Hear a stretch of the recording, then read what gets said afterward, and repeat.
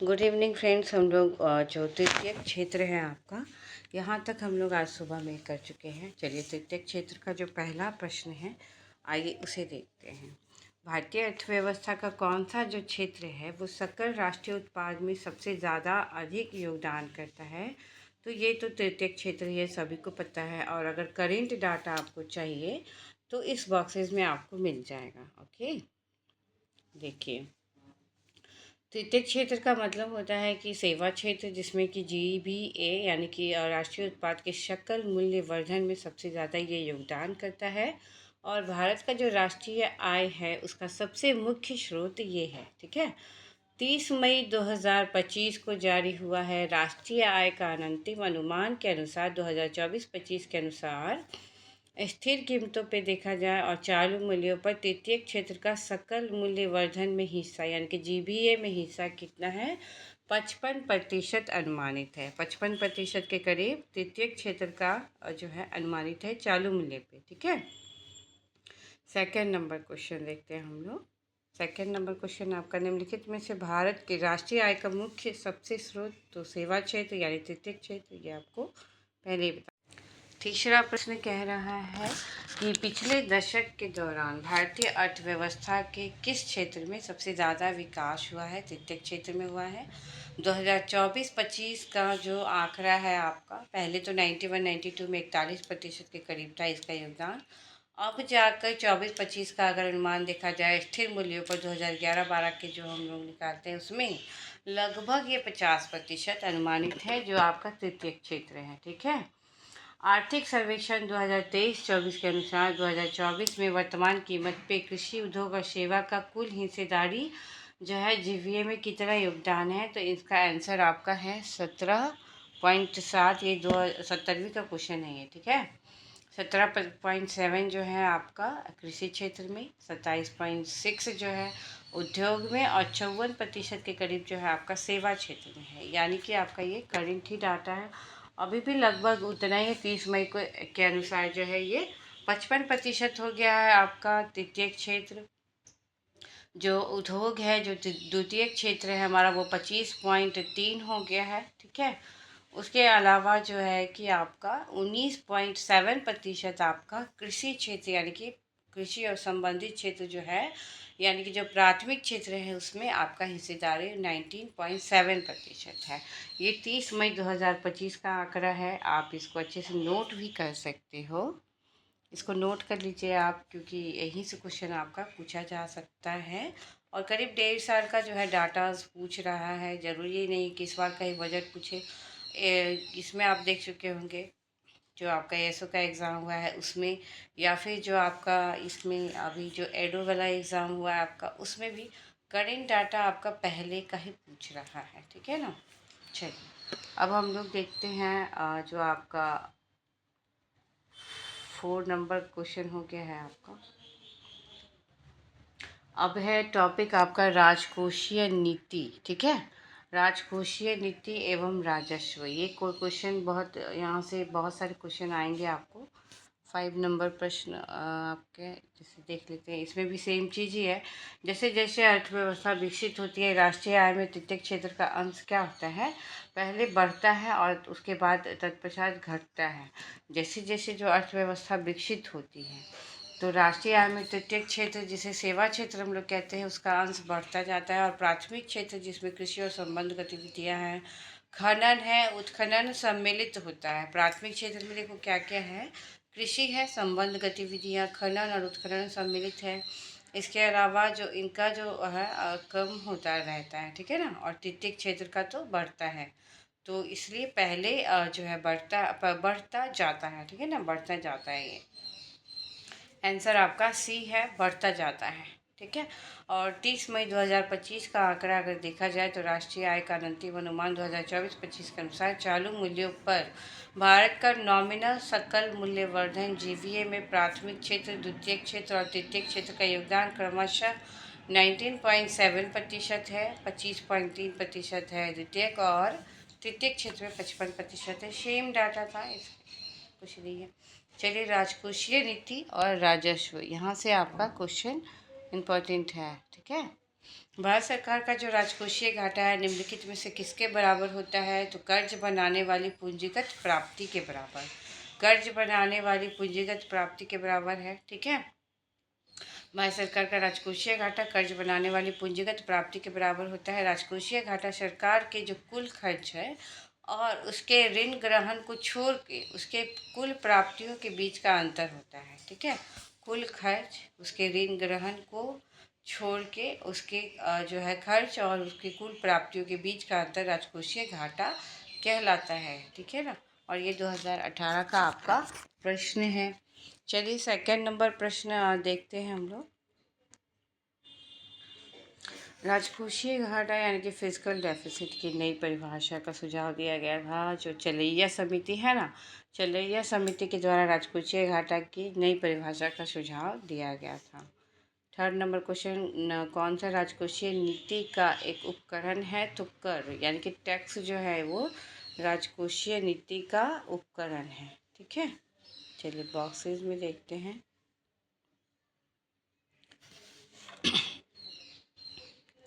Taxes हैं, दिए गए जितने भी विकल्प है उसमें से कर जो है राजकोषीय नीति का उपकरण है। शेष सभी जो है या CRR हो या साख सीमा या बैंक दर हो मौद्रिक नीति का उपकरण है, ना कि राजकोषीय नीति का। राजकोषीय नीति का सिर्फ एक ही है, ए यानी कि कर जो है। ठीक है ना, चलिए 4 नंबर प्रश्न हम लोग देखते हैं। 4 नंबर प्रश्न क्या कह रहा है? राजकोषीय घाटा क्या है? सेम चीज़ जो हम लोग ऊपर पढ़े। बजटीय घाटे का योग और सरकार का बाजार ऋण तथा दायित्व, यानी कि आपका जो है सकल प्राथमिक घाटे को प्राप्त करने के लिए, सकल प्राथमिक घाटे को प्राप्त करने के लिए जो सकल राजकोषीय घाटे में से निवल ब्याज अदायगियों को घटा दिया जाए तो अंततः क्या मिलता है? सकल प्राथमिक घाटा इक्वल टू सकल राजकोषीय घाटा माइनस निवल ब्याज अदायगी। बजटीय घाटा इक्वल टू कुल व्यय माइनस कुल प्राप्तियाँ। राजस्व घाटा क्या होता है? तो राजस्व व्यय में माइनस राजस्व प्राप्तियाँ। सकल राजकोषीय घाटा क्या है? तो बजटीय घाटा कुल व्यय और कुल प्राप्ति के बीच का जो अंतर है वो, और प्लस सरकार का जो ऋण और अन्य देयताएं। यार सकल राजकोषीय घाटा इसका तो क्या होता है कि निवल घरेलू ऋण माइनस ग्रहण प्लस भारतीय रिजर्व बैंक से जो ऋण लिया है वो, और उसके बाद ग्रहण जो है कि और विदेशों से लिए गए जो ऋण है आपके, वो सभी इसमें सकल राजकोषीय घाटा में आपका शामिल है। ठीक है ना, अतः सकल राजकोषीय घाटा बजट घाटे का योग और सरकार का जो बाजार ऋण है वो सभी दायित्व इसमें आता है। 4 हो गया आपका। 5 नंबर प्रश्न देखिए क्या कह रहा है। निम्नलिखित में से कौन सा एक राजकोषीय नीति का उपकरण नहीं है? तो ब्याज दर। ब्याज दर नहीं है। करारोपण तो है, पहले पढ़ चुके हैं हम लोग। सार्वजनिक व्यय है, व्यय के बारे में चर्चा बॉक्सेस में हम लोग किए। सार्वजनिक ऋण भी है। ठीक है, ब्याज जो है राजकोषीय नीति का उपकरण नहीं है। चलिए इसको हम लोग फिर से एक बार डिटेल करते हैं। उपयुक्त विकल्प में से करारोपण, सार्वजनिक व्यय और सार्वजनिक ऋण राजकोषीय नीति के उपकरण हैं, जबकि ब्याज दर जो है वो मौद्रिक नीति का उपकरण है।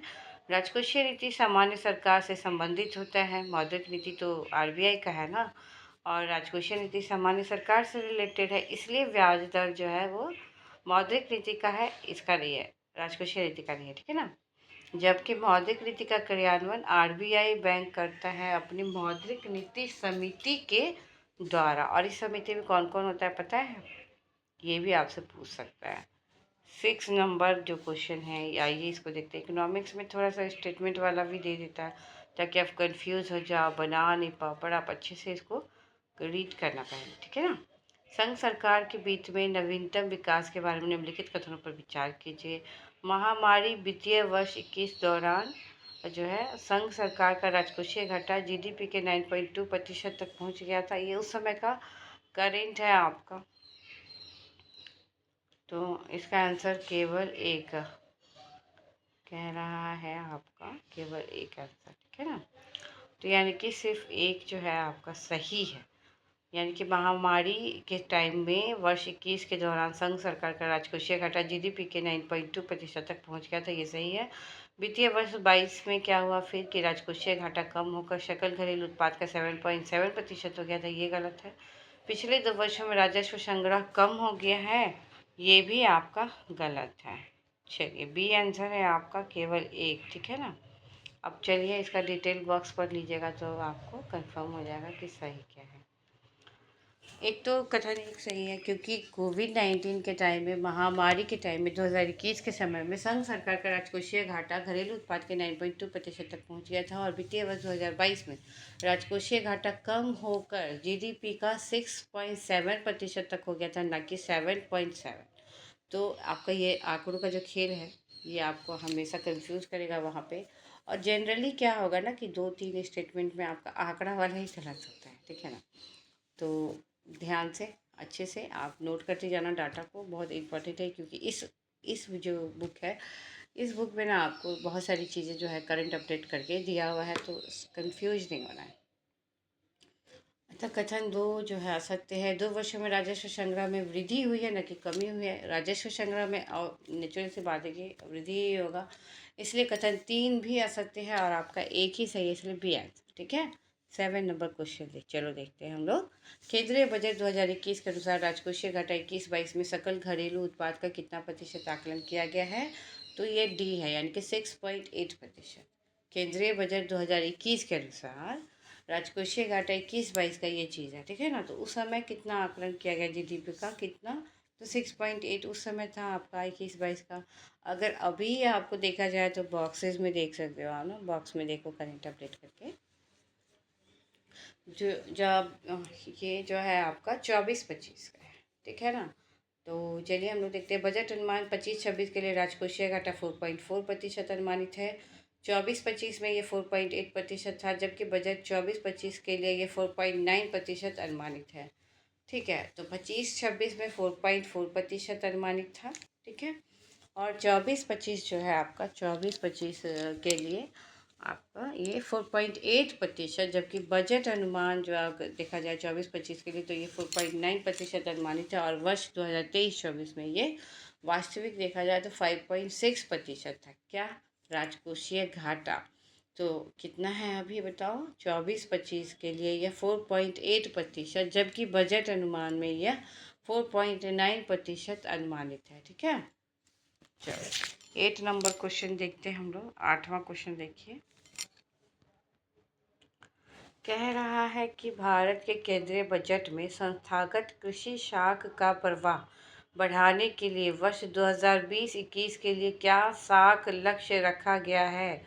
तो इसका आंसर है आपका सी, यानी कि 15 लाख रुपया। ठीक है। केंद्रीय बजट में संस्थागत कृषि शाख का प्रवाह बढ़ाने के लिए 20-21 के लिए क्या शाख लक्ष्य रखा गया है? तो 15 लाख रुपया रखा गया है। ये भी आपका उस समय का ही है। चलिए 9 नंबर प्रश्न देखते हैं हम लोग। ग्रामीण क्षेत्रों से प्रत्यक्षता संबंधित परिवार कल्याण सेवाओं के लिए केंद्रीय बजट 95-96 का ये प्रस्तावित आवंटन 726 करोड़ उसमें था। अभी के लिए आपका देखो चेंज हो गया है ना करेंट डाटा।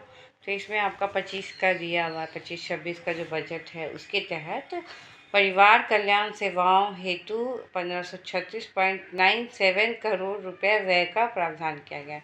परिवार कल्याण सेवा के लिए आपको 1536.97 करोड़ रुपए का खर्च करेगा बजट अनुमान 2025-26। ठीक है। तो डाटा नोट करते जाना पापा, यहीं से पूछता है। 10 नंबर प्रश्न क्या है? भारत के बजट में किस वर्ष ऐसे वस्तु लेन देन कर सीटीटी प्रस्तुत किया गया था? कौन से बजट में किस वर्ष में वस्तु लेन देन कर जो है प्रस्तुत किया गया था? तो ये 13-14 में, यानी कि कमोडिटी ट्रांजैक्शन टैक्स, जो वस्तु लेन देन पर जो टैक्स लगाया जाता है उसके ऊपर पहली बार बजट 2013-14 में ये प्रस्तुत किया गया था। ठीक है। तो आपका आंसर ए है। चलिए 11 नंबर प्रश्न देखते हैं हम लोग। केंद्र सरकार के द्वारा राज्य और स्थानीय निकायों को पूंजीगत परिसंपत्ति के विकास के लिए दिया गया अनुमान केंद्रीय बजट में किसके अंतर्गत वर्गीकृत किया जाता है? तो ये राजस्व व्यय है। चलिए बॉक्स में देखिए, सीडीपीओ का क्वेश्चन है ये। केंद्र सरकार के द्वारा राज्य और स्थानीय निकायों को पूंजीगत परिसंपत्ति के विकास के लिए जो दिया गया अनुदान है केंद्रीय बजट में राजस्व व्यय के अंतर्गत वर्गीकृत किया जाता है। राजस्व व्यय से अभिप्राय क्या है? सरकार द्वारा एक वित्तीय वर्ष में किए जाने वाले जो अनुमानित व्यय से है। राजस्व व्यय का मतलब जो है अनुमानित खर्च से है, जिसके फलस्वरूप न तो परिसंपत्तियों का निर्माण हो और न ही देवताओं में कमी की जाए। ठीक है, चलिए 11 नंबर क्वेश्चन आपका हो गया। अब हम लोग आते हैं जो 12 नंबर प्रश्न है आपका। 12 नंबर प्रश्न में आते हैं, राष्ट्रीय बचत प्रमाण पत्र की बिक्री से प्राप्त हुई राशि भारत सरकार के किस खाते में जमा होती है? तो ये होता है भारत के सार्वजनिक निधि में। जो राष्ट्रीय बचत प्रमाण पत्र की बिक्री से जो राशि मिलती है सरकार के किस खाते में जाती है? तो सार्वजनिक निधि में जाती है। ठीक है, चलिए इसका बख्शिश सीखते हैं हम लोग। राष्ट्रीय बचत प्रमाण पत्र की बिक्री से प्राप्त हुई राशि भारत सरकार के सार्वजनिक खाते में जमा होती है। भारत सरकार के कोष को 3 भाग में बांट सकते हैं हम लोग। एक तो संचित निधि है, आकस्मिक निधि है और लोक लेखा निधि भी है। ठीक है, ये 3 भाग में हम लोग इसको बांट सकते हैं। अब आते हैं हम लोग 13 नंबर प्रश्न में, जीएसटी परिषद के चेयरमैन कौन होते हैं? ये तो बहुत टफ क्वेश्चन पूछती है नहीं इतना टफ, बाप रे बाप, 70वीं में तो सब टफ ही था, इसलिए हम लोग फेल करें। तो केंद्रीय वित्त मंत्री होता है जो जीएसटी परिषद का चेयरमैन, वित्त मंत्री होता है। और वर्तमान में जीएसटी परिषद का चेयरमैन कौन है बताओ? निर्मला सीतारमन जी। ठीक है, 14 नंबर प्रश्न देखो क्या कह रहा है, वस्तु और सेवा कर। वस्तु और सेवा कर जीएसटी के संदर्भ में कह रहा है कि क्या राजस्व तटस्थ कर दर का अर्थ क्या है? तो वह दर जिस पर राज्य और केंद्र के लिए कर राजस्व जीएसटी से पहले के समान रहे। वह दर जिस पर राज्य एवं केंद्र के लिए जो कर राजस्व है वो जीएसटी के पहले जैसे समान रहे। ठीक है, चलिए तो यह है राजस्व तटस्थ कर, जिसको हम लोग कहते हैं कर दर। तो जीएसटी के संदर्भ में राजस्व तटस्थ कर दर क्या होता है? वह दर होता है जिस पर राज्य और केंद्र सरकार के लिए जो कर राजस्व होता है वो जीएसटी से पहले के समान रहे। जीएसटी जो है उसके पहले के समान रहे। वस्तु सेवा कर जो है 1 जुलाई 2017 को लागू एक अप्रत्यक्ष कर व्यवस्था है। अप्रत्यक्ष करों के लिए ये कर व्यवस्था है जीएसटी। ठीक है ना, चलिए 15 नंबर प्रश्न देखते हैं हम लोग सर। चलिए 15 नंबर प्रश्न देखते हैं, सरकारी व्यय को नियंत्रित करने वाला जो प्राधिकारी है कौन है? तो ये आपको पता है वित्त मंत्रालय है। सरकारी व्यय को नियंत्रित करने के लिए वित्त मंत्रालय, तो वित्त मंत्रालय होता है। और वित्त मंत्रालय में भी 6 विभाग शामिल होते हैं। ठीक है ना, ये बॉक्स में आप देखो बहुत ही अच्छे से आपको बताएगा। बॉक्स में देखिए, सरकारी व्यय को नियंत्रित करने का प्राधिकार वित्त मंत्रालय के अधीन होता है। और वित्त मंत्रालय में 6 विभाग शामिल होते हैं। आर्थिक कार्य विभाग होता है, व्यय विभाग होता है, राजस्व विभाग होता है, निवेश और लोक परिसंपत्ति प्रबंधन विभाग DIPM ये भी होता है, और वित्तीय सेवा विभाग, लोक उद्यम विभाग। इन 6 विभागों में व्यय विभाग जो है वो केंद्र सरकार के सार्वजनिक वित्त प्रबंधन प्रणाली को देखता है और राज्यों के वित्तीय से संबंधित मामलों पर निगरानी रखने के लिए एक नोडल विभाग है। यानी व्यय विभाग ही सब कुछ देख रहा है, कहाँ खर्च हो रहा है, किस पे खर्च हो रहा है, कहाँ। ठीक है, जैसे घर में खर्च को कौन देखता है? माँ देखती है ना, कहाँ खर्च हो रहा है वो सारा चीज़। ठीक है, केंद्रीय सरकार के 16 नंबर प्रश्न है आपका, केंद्रीय सरकार के निम्नलिखित महत्वपूर्ण कर राजस्व के स्रोतों पर विचार कीजिए। तो इसका आंसर क्या है बताओ? क्या है? सकल कर राजस्व के मामले में इनका सही अवरोही क्रम क्या हो सकता है? जो सकल कर राजस्व है उसमें इनका सही अवरोही क्रम, अवरोही क्रम क्या है, आरोही क्रम क्या है पता है? घटते या बढ़ते क्रम में। ठीक है, तो अवरोही क्रम कह रहा है तो घटते क्रम में। ठीक है, तो चलिए बॉक्सेस देखते हैं, इतना क्या कन्फ्यूज हो रहा है, डाटा तो आपको याद ही नहीं है। 24-25 नहीं, 25-26 का जो बजट है उसमें केंद्र सरकार के सकल कर राजस्व के प्रमुख स्रोत क्या थे? सकल कर राजस्व के प्रमुख स्रोत है निम्न, आयकर, आयकर है। ठीक है, वस्तु एवं सेवा कर है, निगम कर है और केंद्रीय उत्पाद शुल्क है। यानी कि आयकर के बाद जीएसटी, वस्तु एवं सेवा कर, फिर निगम कर, आयकर, जीएसटी, निगम कर, उसके बाद केंद्रीय उत्पाद शुल्क तथा सीमा शुल्क उसके बाद है। ठीक है, चलो ये सारी चीज़ें हैं आपका। अब क्वेश्चन है आपका 17 नंबर, सॉरी, ये 17 नंबर प्रश्न देखते हैं। केंद्र सरकार के गैर योजना व्यय के बारे में निम्नलिखित में से कौन सा कथन सही है? तो सही है आपका व्यय ब्याज भुगतान पर होता है। जो खर्च है वो ब्याज भुगतान पे होता है। इसका ऑप्शंस आप देख लीजिए। पहले एक तो केंद्र सरकार का गैर योजना व्यय क्या होता है, योजना व्यय क्या है और गैर योजना व्यय क्या है। वो चारों ऑप्शन देख लीजिए। कृषि व्यय जो है कृषि पर होता है ना। व्यय जो है ब्याज भुगतान पर होता है, सही। व्यय जो है साइंस्टेक पर होता है, वो भी गलत। ठीक है, तो यानी कि ब्याज भुगतान पर होता है। जब कोई खर्च योजनागत व्यय से इतर यानी कि रख रखाव है, प्रशासनिक इत्यादि, इस पर अगर लेखांकन किया जाए तो उसको गैर योजनागत व्यय कहते हैं।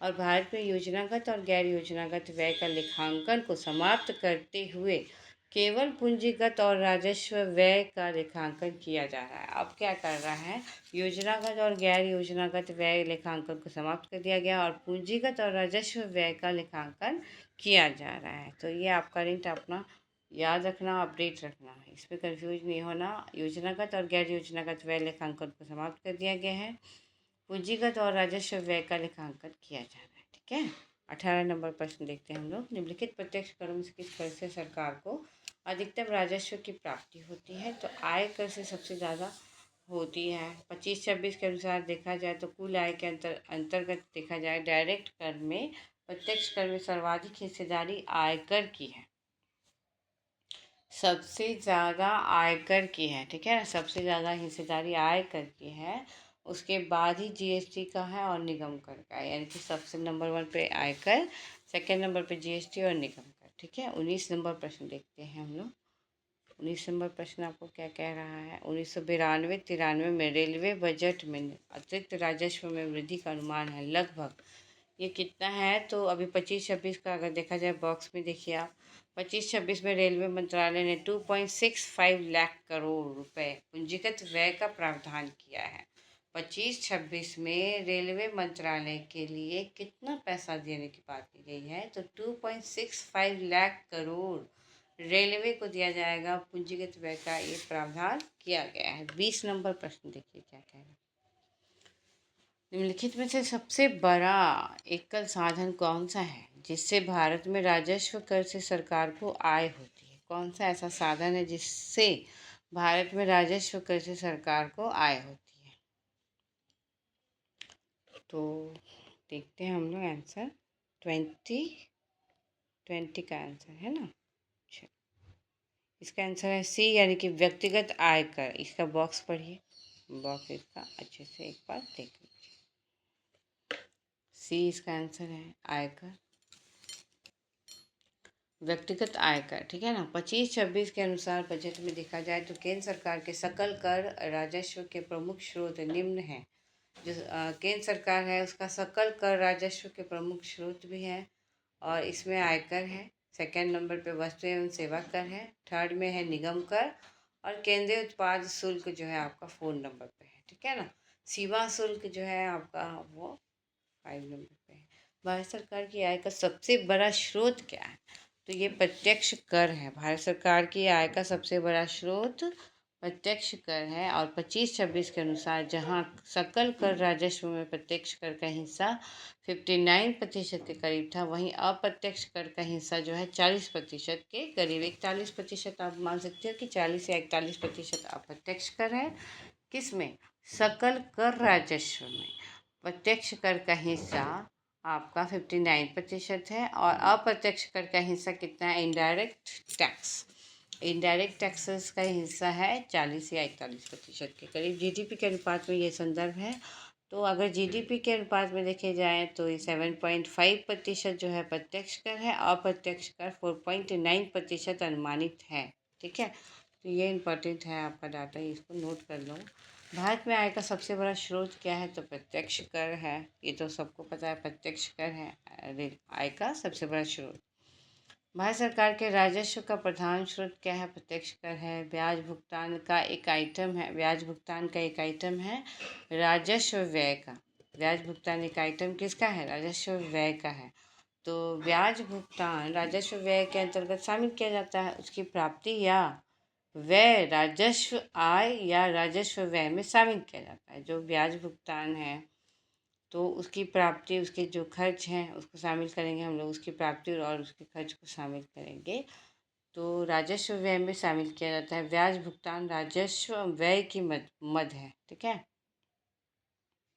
चलिए 25 नंबर प्रश्न हम लोग आते हैं। 25 नंबर 19 नंबर जो आपका प्रश्न है, अतिरिक्त राजस्व में वृद्धि का अनुमान है वह लगभग, तो ये उस समय का डाटा है 92-93 का। उस समय तो 1366 करोड़ रुपया था। अभी अगर केंद्रीय बजट 2025-26 का बात किया जाए तो रेलवे मंत्रालय के लिए 2.65 लाख करोड़ रुपए जो है पूंजीगत व्यय का प्रावधान किया गया है। ठीक है, इसी प्रकार से देखिए 20 नंबर प्रश्न आपका क्या कह रहा है। 20 नंबर जो प्रश्न है आपका, निम्नलिखित में सबसे बड़ा एकल साधन कौन सा है जिससे भारत में राजस्व कर से जो है सरकार को आय होती है। कौन सा एक ऐसा साधन है जिससे भारत में जो है आय का सबसे बड़ा स्रोत है। तो व्यक्तिगत आयकर, ये हम लोग कर चुके थे क्वेश्चन, एक बार फिर से इसको रिवीजन हो रहा है।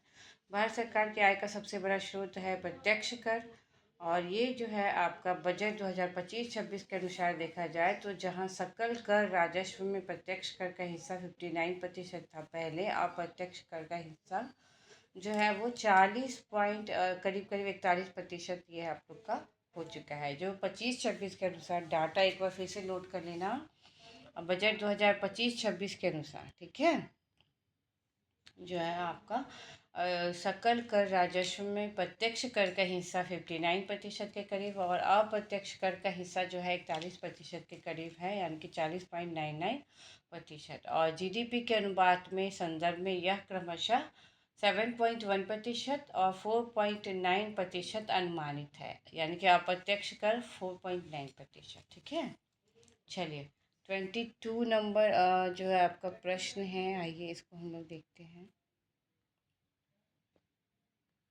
22,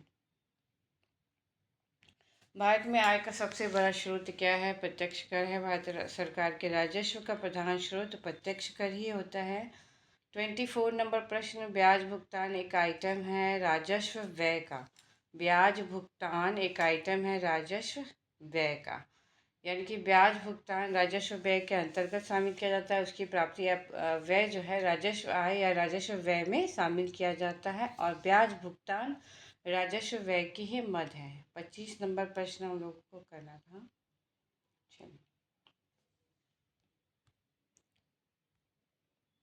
चलिए 25 नंबर जो प्रश्न है उसको देखते हैं हम लोग। भारत में राजस्व घाटे से तात्पर्य क्या है? तो भारत सरकार को अपने उन व्ययों के वित्त पोषण के लिए उधार लेने की आवश्यकता है जो पूंजीगत परिसंपत्तियों का निर्माण नहीं करते हैं। उन खर्चों के लिए वित्त पोषण की आवश्यकता होती है जो पूंजीगत परिसंपत्तियों का निर्माण नहीं करते हैं, यानी कि बी जो है आपका राजस्व घाटे से तात्पर्य इसका है। ठीक है, जब सरकार का राजस्व व्यय उसके राजस्व आय से अधिक हो जाए तो इस अंतर को ही राजस्व घाटा कहते हैं। जैसे खर्च जो है वो आय यानी कि प्राप्ति से ज़्यादा हो जाए तो राजस्व घाटा होता है, और इसकी पूर्ति के लिए सरकार क्या करती है? कर्ज लेती है। उससे कोई पूंजीगत संपत्ति सृजित तो नहीं होती, कर्ज ले रही है तो इससे कोई संपत्ति तो नहीं बन रहा है, बल्कि केवल परिचालन लागत या दैनिक खर्च की पूर्ति होती है। मतलब जब टैक्स ले रहे हैं तो बस अपनी यूज़ के लिए। ठीक है ना, चलिए 26 नंबर क्वेश्चन देखते हैं। प्रभावी राजस्व घाटा किस केंद्रीय बजट में पेश किया गया था? तो ये 2011-12 में किया गया था, 2011। चलिए 27 नंबर जो प्रश्न है आपको उसको देखिए। 2011-12 में प्रभावी राजस्व घाटा 2011-12 के बजट में शामिल किया गया था। ठीक है, इसका बॉक्सेस भी देख लेते हैं हम लोग, थोड़ा वो जो अपडेटेड किया गया है आपका। तो प्रभावी राजस्व घाटा क्या है? राजस्व घाटा एवं पूंजी संपत्तियों के सृजन के लिए दिया गया अनुदान का अंतर होता है। प्रभावी राजस्व घाटा और पूंजी संपत्ति के सृजन के लिए दिए गए अनुदान का अंतर है। ठीक है, प्रभावी राजस्व घाटे की धारणा को वित्तीय वर्ष 2011-12 के बजट में लाया गया था। घाटे की जो इस अवधारणा को लाने का प्रमुख उद्देश्य क्या था? राजस्व घाटे के संरचनात्मक असंतुलन को व्यक्त करना।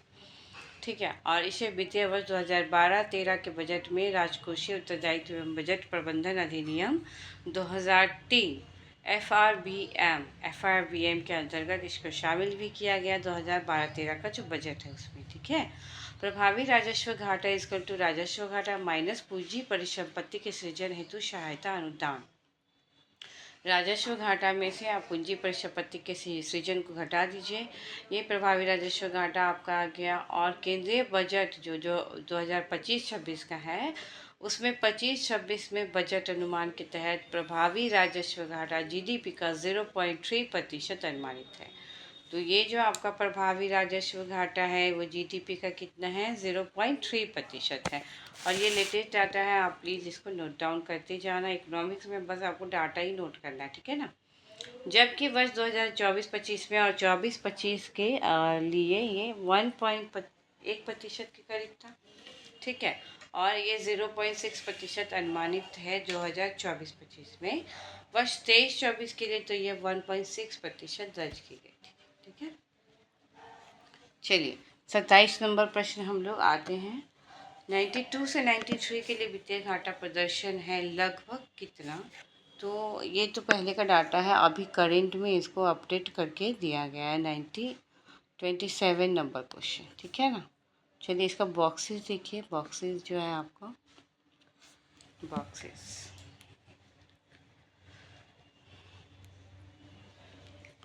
हाँ तो बॉक्स में क्या है कि ये 92-93 के बाद केंद्र का बजट घाटा उस समय 5,389 करोड़ रुपया था। अभी जो देखा जाए तो इसी वर्ष का राजकोषीय घाटा कितना था, तो वो 34,408 करोड़ रुपये था, ठीक है।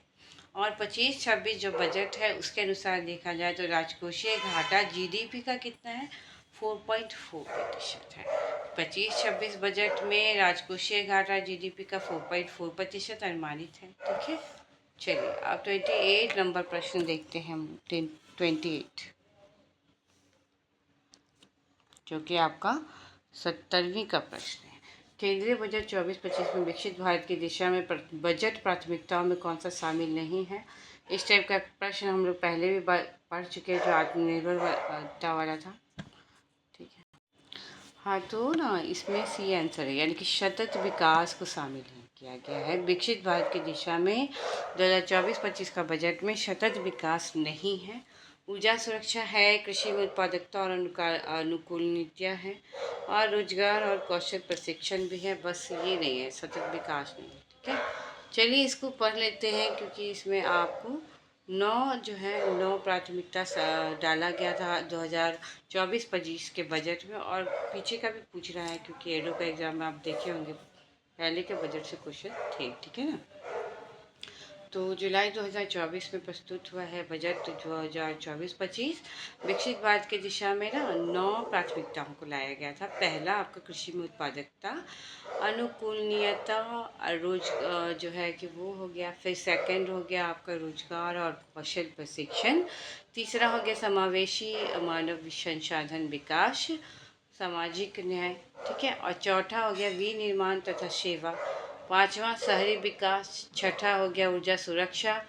सातवां हो गया अवसंरचना। और आठवां हो गया नवाचार, अनुसंधान तथा विकास।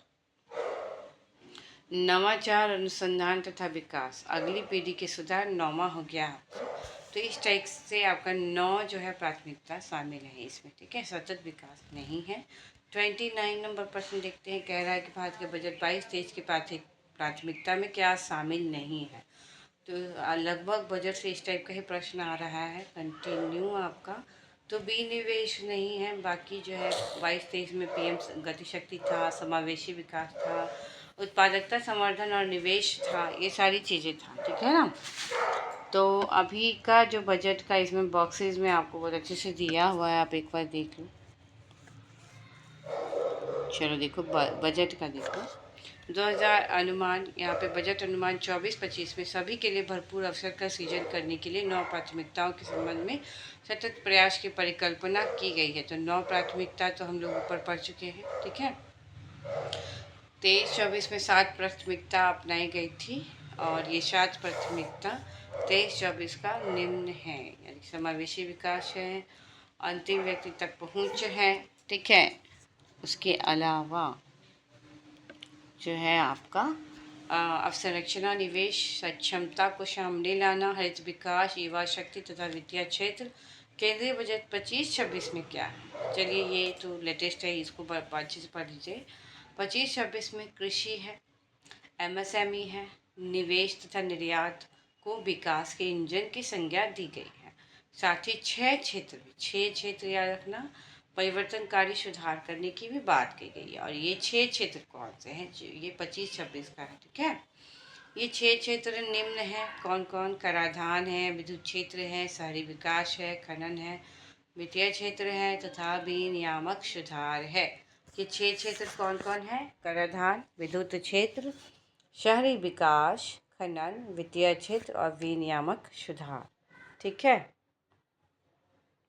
चलो अब 30 नंबर प्रश्न में आते हैं। 30 नंबर प्रश्न क्या कह रहा है कि कौन सा बजट है 17-18 का जो उसमें सम्मिलित नहीं है? तो ये पहले का क्वेश्चन है। सी नहीं था, भारत को शिक्षित करना, ये आपका नहीं था। बाकी रूपांतरित करना, स्वच्छ करना, ऊर्जावान बनाना, ये सारी चीज़ें थी। ठीक है, 31 नंबर प्रश्न आते हैं हम लोग। 21-22 का बजट का बात है कि टैक्स जीडीपी अनुपात क्या था उस समय? तो 11.7% था 21-22 में। अभी का आपको ये बुक में एक अच्छी चीज़ है जो हर चीज़ को ना अपडेट करके दे दिया है। पहले ये एडिटोरिया वाले ये काम किया था, बाद में घटना चक्र ने भी ये सेम काम ऐसा कर दिया है कि सारी चीज़ों को अपडेट कर दिया है। सब में आपको ऐड कर दिया गया है। खुद से मेहनत करने की कोई आवश्यकता नहीं, सबको निकम्मा बनाने की साजिश की जा रही है ना। चलो, बजट अनुमान 25-26 के लिए टैक्स जीडीपी अनुपात 12% दर्ज है।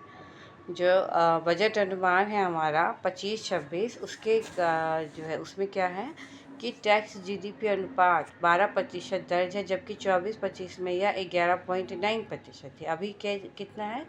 टैक्स जीडीपी अनुपात 12% है, अतः यह आंकड़ा जो है आपका सही है। चलिए 32 नंबर प्रश्न देखते हैं। 95-96 के बजट में आयकर छूट की सीमा बढ़ा दी गई थी, तो उस समय 40,000 रुपया था। अभी इसका ऐड किया होगा करेंट आपका, देखो करेंट आपका ऐड किया है 32 नंबर क्वेश्चन का। कह रहा है कि बजट 25-26 के अनुसार नई कर व्यवस्था में आयकर की दर की सीमा निम्न है। यानी कि आपका कितना लगेगा? कुल आय अगर 0 से 4 लाख है तो 0, 4 से 8 लाख है तो 5, ठीक है 5% लगेगा।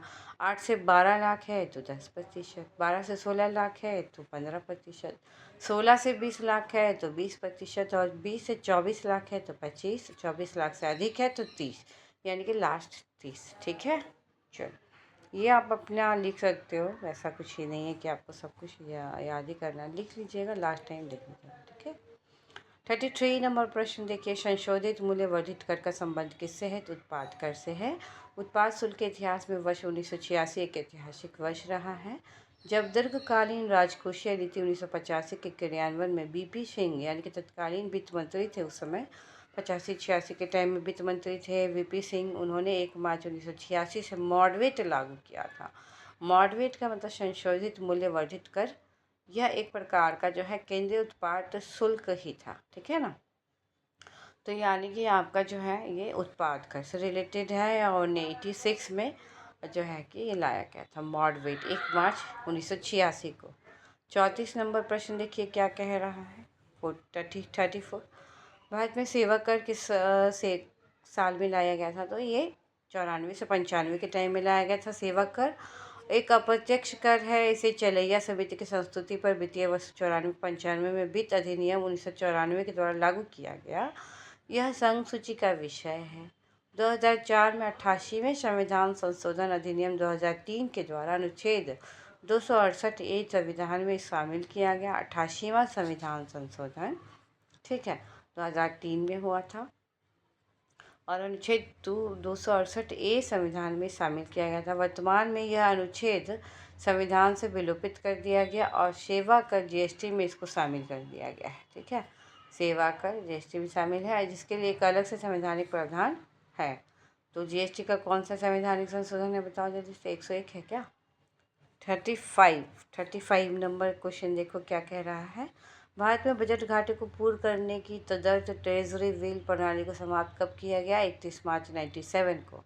एडहॉक ट्रेजरी बिल्स की भारत में जो है शुरुआत 1955 में हुई थी। एडहॉक ट्रेजरी बिल्स की भारत में शुरुआत हुई थी 1955 में, और यह रिजर्व बैंक के नाम से ही निर्गमित होती है तथा सरकार के अत्यंत ही अस्थायी फंड संबंधी आवश्यकता की पूर्ति भी करती है। इसका संबंध प्रत्यक्ष और तत्काल मौद्रीकरण हो जाता है, क्योंकि इनके निर्गमित होने के साथ ही रिजर्व बैंक की संपत्ति बढ़ जाती है और अनुषंगी रूप में मुद्रा दायित्व में वृद्धि होती है। एडहॉक ट्रेजरी बिल्स का निर्गमन 31 मार्च 97 से अब बंद कर दिया गया है। 31 मार्च 97, ठीक है। इसके स्थान पर अब क्या आ गया, अर्थोपाय अग्रिम की योजना लागू की गई है। एडहॉक ट्रेजरी बिल को हटाकर अर्थोपाय अग्रिम योजना लागू की गई है, ठीक है ना। चलिए हम लोग 36 नंबर प्रश्न देखते हैं। बॉक्सेस पढ़ने में टाइम लग जाता है, नहीं तो क्वेश्चन आंसर करना तो बहुत ही इजी है। बॉक्स पढ़ने से क्या हो रहा है ना कि करंट अपडेट करके जो दे रहा है सारी चीज़ों पे आपकी एक नज़र जा रही है। आप नोट करके रख लेना, एग्ज़ाम टाइम में आप अपना डाटा रिलेटेड जो क्वेश्चन है उसको एक बार फिर से रिकॉल करना, ठीक है। संविधान के अनुच्छेद 113 के अनुसार वार्षिक बजट में कितनी अनुदान की मांगें संसद में पेश की जाती है, तो इसका 113 के अनुसार जो है 102 अनुदान की मांगें शामिल की गई है। ये बॉक्सेस में आपका 102, ठीक है। 67 का क्वेश्चन है ये, और जो 113 के अनुसार क्या है कि भारत की संचित निधि पर भारित व्यय के अतिरिक्त होने वाले व्यय की मांग को लोकसभा की स्वीकृति के लिए प्रस्तुत किया जाता है। इसे अनुदान की मांग कहा जाता है। इसके लिए कोई संख्या निर्धारित नहीं है। वर्तमान बजट में 102 अनुदान की मांगें शामिल की गई है, ठीक है। 37 नंबर क्वेश्चन ये भी है, आपको जो है अपडेट करना पड़ेगा। मॉडरेट जो अप्रैल 2001 से कार्यान्वित होगा प्रतिस्थापित करता है किसको। एल.के. झा कमेटी जो है 1976 की संस्तुति पर 1986-87 के समय में वैट की एक संशोधन प्रणाली मॉडरेट आया था, ठीक है। वैट की एक संशोधन प्रणाली जो है मॉडरेट वो आया था। और तो आपका 37 नंबर क्वेश्चन चल रहा है, ठीक है। इसमें एल.के. झा कमेटी जो है वो आपका 1976 में गठन हुआ था। उसकी संस्तुति पे 86-87 के टाइम में आपका वैट की एक संशोधन प्रणाली आई थी, मॉडवेट जो मॉडिफाइड वैल्यू एडेड टैक्स है, वो लागू किया गया था। कब? एल.के. झा कमेटी 1976 में, और 86-87 के बजट में इसको लागू किया गया था, ठीक है। ये क्या है? मॉडरेट विनिर्माण क्षेत्र के उत्पादन अर्थात औद्योगिक उत्पादों पर आरोपित की गई थी। यह केंद्रीय उत्पाद शुल्क है जिसमें उत्पादकों द्वारा मध्यवर्ती आगत पर चुकाए गए कर को घटाने की व्यवस्था थी। मॉडरेट के पश्चात सैनवेट तथा इसकी अगली कड़ी में फिर 1 अप्रैल 2005 से वैट लागू किया गया था। सरकार के द्वारा 1 जुलाई 2017 से आपका जीएसटी लागू किया गया है, ठीक है। 38 नंबर जो प्रश्न है, आप डॉगी का तो कुछ कर नहीं सकते हैं, उसको तो बहुत ही परेशानी है। मुझे लगता है बगल में अपार्टमेंट है उसके अंदर डॉगी भौंक रही है। तो चलिए 38 नंबर प्रश्न देखते हैं। भारत में किस वर्ष रेल बजट को आम बजट में मिला दिया गया था? तो 2017 में ऐसा हुआ था जब रेल बजट को आम बजट में शामिल कर लिया गया था, ठीक है। 39 नंबर प्रश्न, राज्य सरकार के लिए आय का सबसे महत्वपूर्ण स्रोत क्या है? तो प्रश्नकाल के टाइम में तो आय का जो है कि स्रोत है वो चेंज था। अभी तो जीएसटी लागू होने से ना क्या है कि सबसे बड़ा आय का स्रोत यही है, ठीक है। 39 नंबर प्रश्न। अब चलिए हम लोग 45 तक ही है, इसलिए परेशान मत हो, ये थोड़ा सा लंबा है आपका, पर 45 के बाद आपका फिर योजना वगैरह आ जाता है, तो वहाँ से हम लोग कर लेंगे, ठीक है ना। 40 नंबर प्रश्न है, विगत वर्षों में भारत में केंद्र सरकार का सर्वाधिक संपूर्ण व्यय किस क्षेत्र में हुआ है? तो विकास में। विकास में सबसे ज़्यादा खर्च किया गया था उस समय। केंद्रीय बजट 25-26 की अगर बात करें तो केंद्र सरकार के खर्च सबसे ज़्यादा कर और शुल्कों में राज्यों का हिस्सा 22% है। उसके बाद ब्याज अदायगी देने में 20% है। केंद्रीय क्षेत्र की योजना को देखने में 16% है। इसमें रक्षा और आर्थिक सहायता पर पूंजी परिव्यय शामिल नहीं है, ठीक है। जब केंद्रीय क्षेत्र की योजना की बात होगी तो रक्षा और आर्थिक सहायता पर पूंजी व्यय नहीं होगा शामिल, बाकी उसमें 16% है। सबसे ज़्यादा कर और शुल्कों में राज्यों का हिस्सा देने में 22% और ब्याज अदायगी में 20%। ये लेटेस्ट आपका डाटा है 25-26 बजट, ठीक है। 41 नंबर प्रश्न देखते हैं हम लोग। कौन सा केंद्रीय सरकार का कर नहीं? केंद्रीय सरकार का कौन सा कर नहीं है? तो भूमि राजस्व नहीं है। उपयुक्त विकल्पों में से आयकर, सीमा शुल्क और उत्पाद शुल्क केंद्रीय सरकार के कर हैं, किंतु भूमि राजस्व राज्य सरकारें आरोपित एवं संग्रहित करती हैं।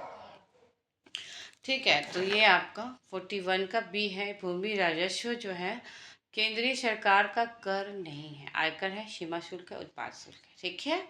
42 नंबर प्रश्न क्या कह रहा है? कौन सा ऐसा टैक्स है जो केंद्रीय सरकार के द्वारा लगाया जाता है लेकिन उससे प्राप्त आय को केंद्र और राज्य में विभाजित कर दिया जाता है? तो इनमें से कोई नहीं। वर्तमान में तो केंद्र सरकार के सभी कर राज्यों के साथ विभाजनीय हैं। वर्तमान में आपके जो भी सरकार के जो भी टैक्सेस हैं वो राज्यों के साथ विभाजित किया जाता है। ठीक है ना। चलिए 43 नंबर प्रश्न देखते हैं हम लोग।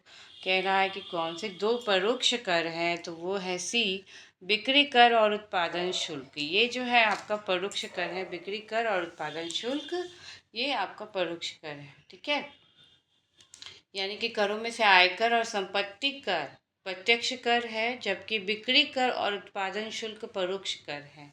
अतः विकल्प सी आपका सही है। 44 नंबर प्रश्न देखते हैं हम लोग। 2017-18 में स्थिर और निश्चित निवेश की विकास दर कितने प्रतिशत से बढ़कर या निहित 2018-19 में 10% हुई है? तो उस समय 9.3% था।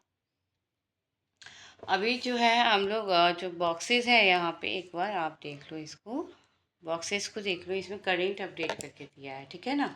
तो आर्थिक सर्वेक्षण 24-25 के अनुसार स्थिर मूल्यों 2011-12 के ऊपर सकल स्थिर पूंजी निर्माण की दर वित्त वर्ष 2024 की प्रथम छमाही में 10% से घटकर वित्त वर्ष 24 की दूसरी छमाही में 6.4% पर आ गई। ठीक है, इसको फिर से एक बार, जो आपका 44 नंबर जो प्रश्न है इसका बॉक्सेस आप देखो, यहाँ से आर्थिक सर्वेक्षण, यहाँ से आप पढ़ो। ठीक है, बॉक्स में आर्थिक सर्वेक्षण 24-25। ठीक है, 24-25 के अनुसार देखा जाए तो स्थिर मूल्य जो 11-12 पे हम लोग लेते हैं, सकल स्थिर पूंजी निर्माण की जो दर है वो वित्त वर्ष 2024 की प्रथम छमाही में 10.1% से घट गया था, और 24-25 की जो 2024 का जो दूसरी छमाही है वहाँ पे जाते जाते 6.4% तक आ गया। क्या?